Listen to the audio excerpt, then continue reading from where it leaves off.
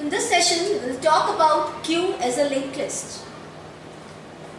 We have already talked about queues in our previous sessions, where queue is a FIFO structure in which there are two variables, front and rear, front pointing to the beginning of the queue and rear pointing to the end of the queue. All the insertions they take place from the end of the queue and all the deletions take place from the beginning of the queue. We have already talked about linked list also in our previous session, in which we have talked about stack as a linked list. You might be remembering that linked list is nothing but a collection of nodes in memory, where each node has two parts, data part and an address part. The address part contains the address of the next node. In queue as a linked list, we will declare two pointers, front and rear, where front will point to the first node and the pointer rear will point to the last node. And the last node contains none as an address because there are no nodes after this node. Now to implement this queue in C++, again I have to declare a structure. I will declare a structure node, and suppose I am storing only integer data in this linked list. So I will declare int num, which will store data, and then I will declare a pointer type variable next, which will be used to store the address of next node. This structure is called a self-referential structure because it contains a pointer which is of the type structure itself. Now I will declare two more pointers, node star front comma rear, which will point to the beginning and end of the queue. Initially our queue is empty, so both front and rear, they are initialized by the value none, which indicates that the queue is empty. Now when the first node is added to the queue, this is a special queue, this is a special node because this is both the beginning and the end of the queue. Now to create the first node, I will give the statement node star ptr is equal to new node. We have already discussed in stack as a linked list that new is an operator which allocates memory of this type and returns the beginning address of it, which is stored in ptr. Now here the memory of type node is allocated by the new operator. It will be allocated like this, which has two parts, to store num and to store next, and the address of it is stored in the pointer ptr. Now I will assign values to this node using the statement ptr arrow num is equal to suppose 10, and now this is the first node of the linked list. This is both the beginning and the front. So in this case, both front and rear, they will be initialized by the value ptr because both of them, they will be pointing to this node. So I will write, first I will fill the next variable of ptr, which will be equal to null.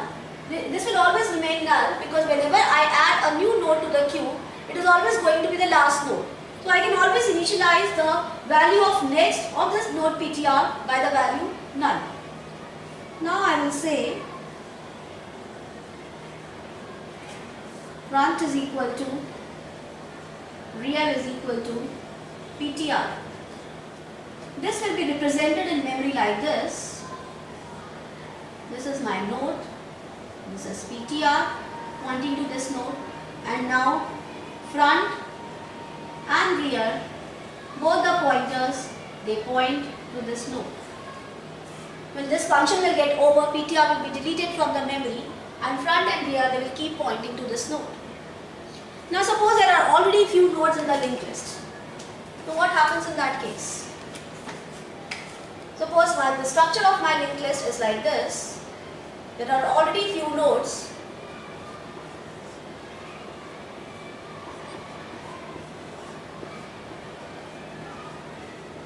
and this is front, which is containing the address of first node, and this is rear, which is containing the address of last node.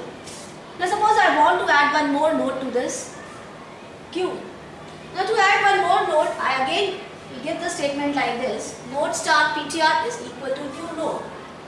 So what will happen in the memory? A memory is allocated and the address of this memory is returned, which is stored in ptr.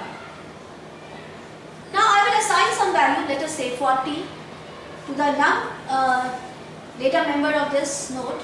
40 will be stored here. Using the next statement, null will be stored here. Now to attach this node to this node must be in the end. Now and rear should point to this node because this is going to be the last node now. Now how will I do? To attach this node here, this portion instead of containing null should contain ptr. How can I access this portion? This is nothing but the next part of this node, and the address of this node is stored in rear. So I can say rear arrow next. This part is accessed using this statement, rear arrow next. And what I have to store here? I have to store the address of this node, which is already stored in ptr. So I will write rear arrow next is equal to ptr. So what will happen? Instead of containing null, now it will contain the address of this node. So it is also pointing here. Now my next step is that rear should point to this node because now this is the last node. So that I will write down rear equal to ptr. When this statement is executed, now my rear no longer will point to this node and my rear will point here to this node. So in this way, using these two statements, a node can be added to the end of the linked list, which is Q here. Now to delete a node from the linked list. Let us see how we can delete a node from a linked list. Deletion is very simple because it takes place from the front end and it is very much similar to what we have done in stacks as a linked list. Now to delete my very first node from the linked list, from the queue as a linked list, I will first declare a pointer and store the address of first node in this pointer. Using this statement, a pointer variable will be created in the memory and it will also point to this node. Now my front should point to this node instead of pointing to this node because after deletion this is my first node. It means front should contain the address of this node and the address of this node is stored here. And this portion can be referred to by the name front arrow next because this is the next part of this node and address of this node is stored in front. So I can write down the statement front is equal to front arrow next. Front equal to front arrow next. So using this statement, my front will no longer point to this node and it will point to this node. Now my queue will start from here instead of starting from here. Now I have to deallocate this memory because I told you earlier also, if I have allocated a memory using a new operator, it is necessary to deallocate that memory using a delete operator. Otherwise pointers will remain hanging in the memory and then they can crash your RAM also. So be careful while using pointers. So I will delete PTR which will deallocate this memory, and now my queue will start from here, from 20, 30, 40. There will be 3 elements in my queue. Now if suppose I keep on deleting my elements and this will be deleted and this will be deleted and my front suppose is pointing to this node. Again this is referred to as a special case because I have only one node in my linked list. Now to delete this node, my queue, after deleting this node, my queue will become empty and both front and rear will change. So I will give a statement if front equal to rear, means I have only one element in the queue. If it is the case, then I will do the statement first and then after the statement I will write down if, then I will say front equal to rear equal to null. It means both of them, they will be initialized by the value null, which indicates that after deleting this node, my queue is empty and there are no more nodes in this linked list. So this is how we can add and delete. Insertion and deletion can be done in queue as a linked list. Now we'll look at the program which contains queue as a class for queue as a linked list. This is a program to implement queue as a linked list or dynamic queue in C++. Now to implement the queue, first I need to create a structure which has a name node here, and it has two parts, the data part and the address part. The data part has the variable data and the address part is stored in the variable next. Now I am creating a class queue and there are two pointers, rear and front, where front will point to the beginning of the queue and rear will point to the end of the queue. Now in the public section I will declare a constructor queue, and both rear and front, they will be initialized by the value null because in the beginning there is no element in the queue. Now I have three other functions, queue insert, queue delete and queue display, to insert, delete and display the elements of the queue respectively.